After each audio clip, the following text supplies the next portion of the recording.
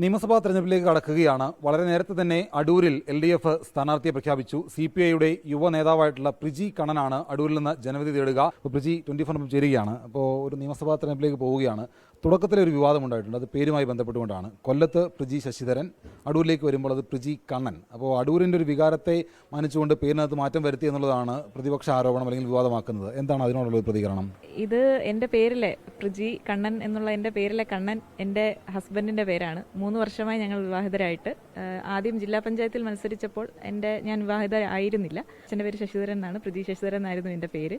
പിന്നീട് വിവാഹത്തിന് ശേഷം ഇപ്പോൾ ഈ തെരഞ്ഞെടുപ്പിനെ നേരിടുമ്പം പ്രിജി എൻ്റെ ഹസ്ബൻഡിൻ്റെ പേര് കൂടി ചേർക്കാനുള്ള എൻ്റെ വ്യക്തിപരമായ തീരുമാനത്തിൻ്റെ അടിസ്ഥാനത്തിലാണ് ആ ഒരു പേരുമാറ്റം ഉണ്ടായത്. അപ്പോൾ അതിനെ അങ്ങനെ കണ്ടാൽ മതി, അതിനെ വിവാദമാക്കേണ്ട കാര്യമില്ല.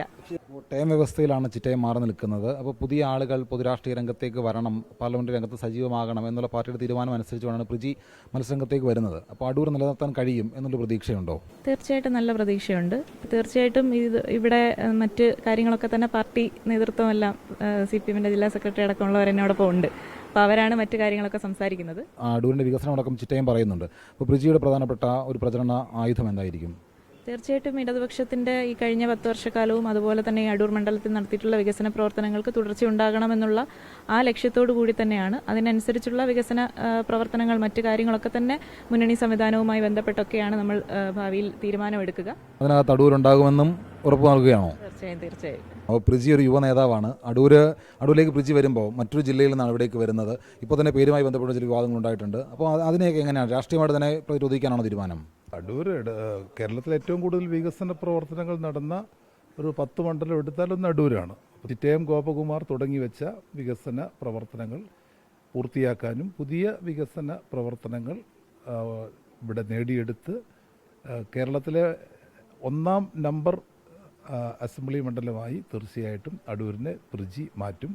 ജനങ്ങളൊപ്പം ഉണ്ടാവും. പ്രിജിക്കൊപ്പം ഒരുപക്ഷെ അപ്പുറത്തെ UDF എന്ന് പറഞ്ഞു കേൾക്കുന്നത് രമ്യ ഹരിദാസ് അടൂരിൽ സ്ഥാനാർത്ഥിയാകുമെന്നുള്ളതാണ്. ചേലക്കര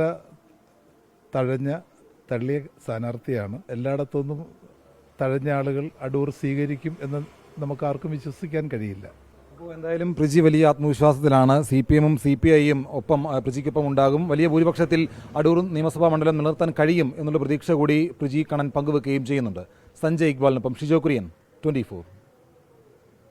ലോകത്തെവിടെയായാലും ഏത് സമയത്തും 24 വാർത്തകളും ഓഗ്മെന്റഡ് റിയാലിറ്റി പാക്കേജുകളും എക്സ്പ്ലെയിനറുകളും വിശദമായി കാണാൻ ഞങ്ങളുടെ YouTube ചാനൽ നിങ്ങൾക്ക് സബ്സ്ക്രൈബ് ചെയ്യാം.